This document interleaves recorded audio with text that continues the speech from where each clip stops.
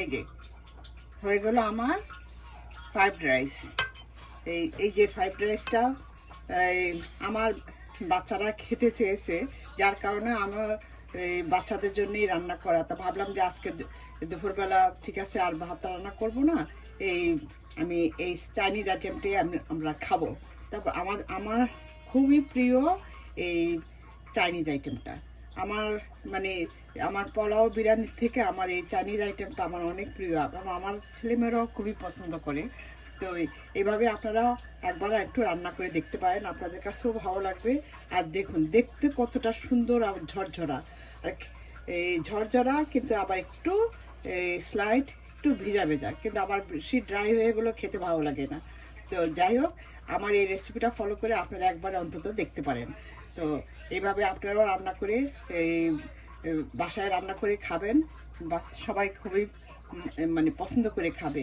বাইরের যে জিনিসটা না খেয়ে কম খরচে আমরা ঘরেই তো এইসব জিনিস তৈরি করে ফেলতে পারি অনায়াসে, কারণ সবারই ঘরে মোটামুটি সব কিছুই থাকে। তো আপনারা এইভাবে রান্না করে অন্তত একবার দেখবেন, আপনাদের কাছেও ভালো লাগবে। আর এই আইটেমটা আপনাদের পরিচিত মহলে সবার মাঝে এটা শেয়ার করে দিবেন, যেন সবাই অনায়াসে এই আইটেমটা দেখতে পায় এবং ওরাও যেন রান্না করে খেতে পারে। তো যদি এরকম মজার মজার ভিডিও নিয়ে আবার দিলুস কিচেনের পক্ষ থেকে হাজির হব, ততক্ষণ পর্যন্ত আপনারা ভালো থাকবেন, সুস্থ থাকবেন, আর বেশি বেশি এই গরমে দিয়ে বেশি বেশি পানি খাবেন। তো আল্লাহ হাফেজ, আসসালামু আলাইকুম।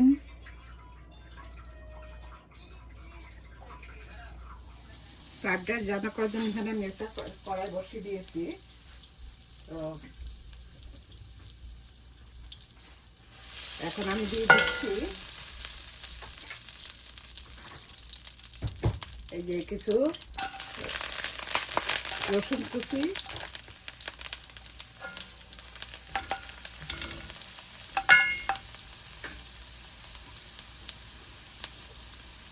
আর আদা কুচি।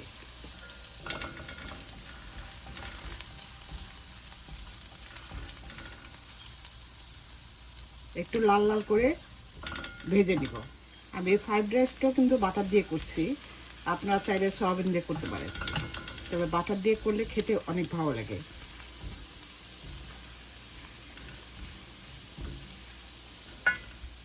এখন আমি দিয়ে নিচ্ছি 2টা ডিম।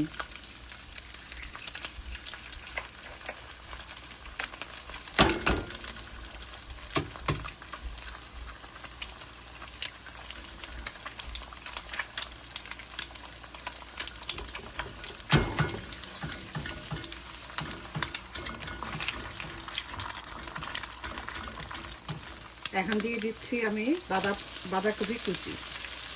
আমি একটু স্বাদ মতো লবণ দিয়েছি। এই যে বাঁধাকপি কুচি,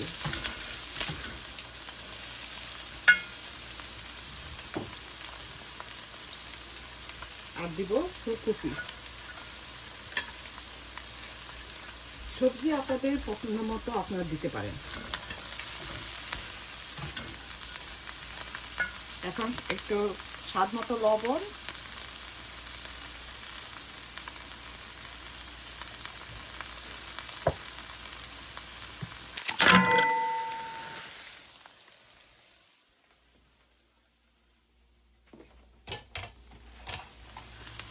আমি বাঁধাকপিটাও দিয়ে দিয়েছি।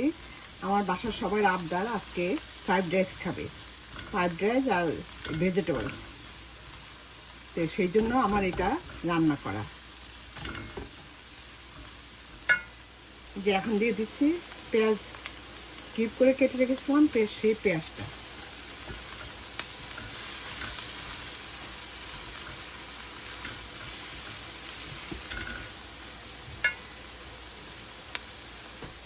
এখন দিয়ে দিব আমি এই রাইস।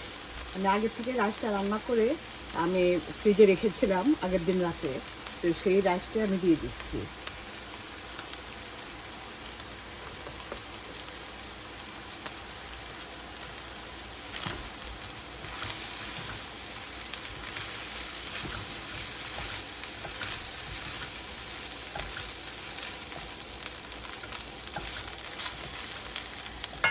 যে এখন আমি দিব স্বাদ মতো লবণ,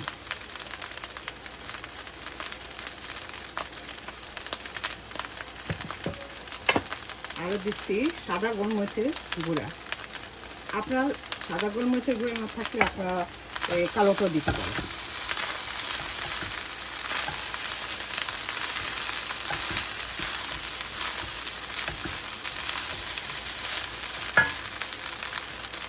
আর দিয়ে দিব একটু সয়া সস।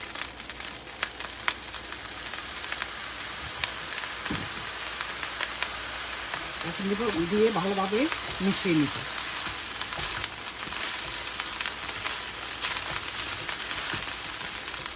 এখন দিয়ে দিচ্ছি এই যে পেঁয়াজগুলি আমি কুচি কুচি করে কেটে রেখেছিলাম, সেই পেঁয়াজগুলিটা আর চাইনিজ পাতাটা, এগুলি আপনি স্কিপ করতে পারেন, না দিলে কোনো সমস্যা নেই, তবে দিলে ভালো লাগবে। আর দিব কিছু অয়েস্টার সস, সামান্য, কারণ অয়েস্টার সস কিন্তু মিষ্টি।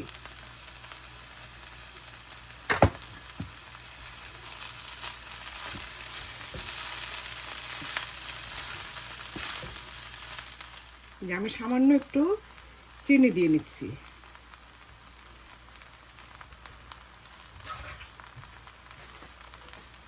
চিনিটা অবশ্যই দিবেন, কারণ দিলে টেস্টটা আরও বেড়ে যাবে। এই যে হয়ে গেল আমার মজার ফ্রাইড রাইস। দেখুন দেখতে কতটা লোভনীয় হয়েছে। এভাবে আপনারাও বানিয়ে খেয়ে দেখতে পারেন। কারণ আমার ছেলেমেয়ের আবদার আমি পূরণ করেছি, আপনার ছেলেমেয়ের আবদার আপনারা এভাবে রান্না করে পূরণ করে খাওয়াবে, ওরাও অনেক খুশি হবে এবং পছন্দ করে খাবে। এই যে